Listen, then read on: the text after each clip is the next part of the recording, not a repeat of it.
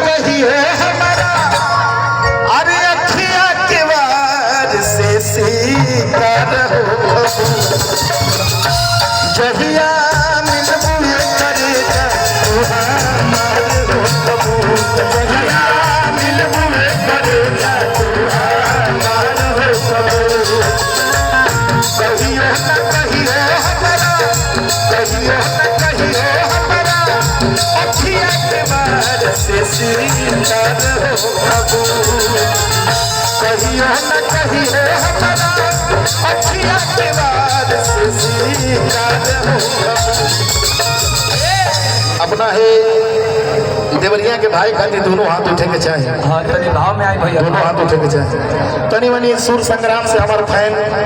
माननीय विधायक जी बानी तनी मनी हम देवरिया वाला डांस करें आई तनी भाव में ताली बजाइए हेलो अरे जिया हो। हाँ कि कहियो ना हर जगह में चला अरे कहियो हमारा अरे अखिया के बार से सीकर उठाई दोनों हाथ तेरा केसवा खाती अपना भाई खाती ताली बजाए जब ले हाथ ना जाए तो जहिया मिलबू ये करे जहिया मिलबू ये करे जहिया मिलबू ये करे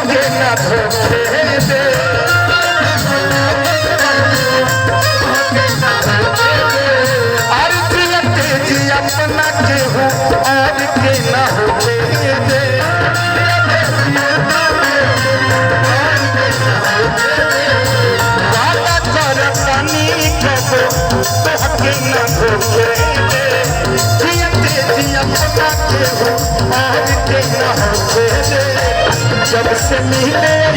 नहीं जब से मिले नहीं हियरा जुड़ल उधर हो कबू जब से मिले नहीं हियरा जुड़ल उधर हो जहिया मिलबू करे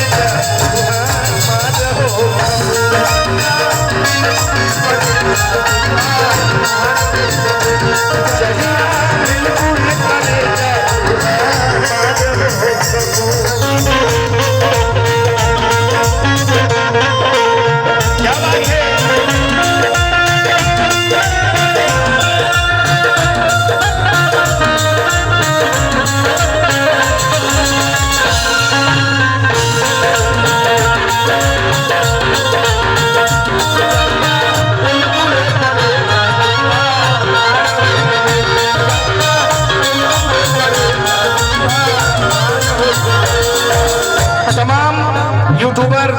आज यहाँ उपस्थित बने अंकेश डिजिटल स्टूडियो भटली और तमाम हमारे भाई जिनके हम मैंने जिनका नाम नहीं पता सब लोग उपस्थित बा सबके हार्दिक अभिनंदन बा। ये गीत बड़े बड़े मंच पर बड़े बड़े हमारे कलाकार भाई लोग ये गीत के प्यार देता के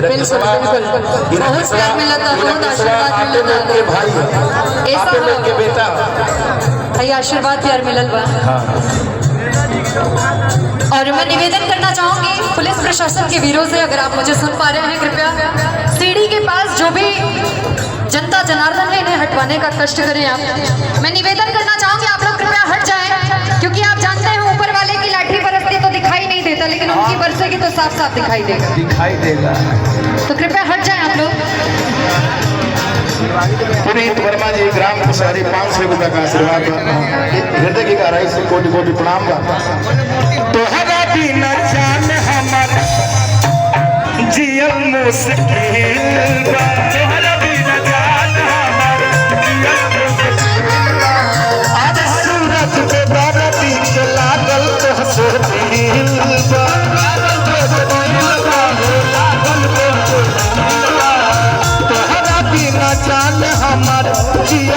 मुश्किल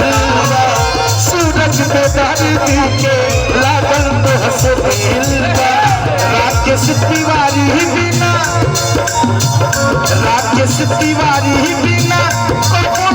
सोना तेरा पार हो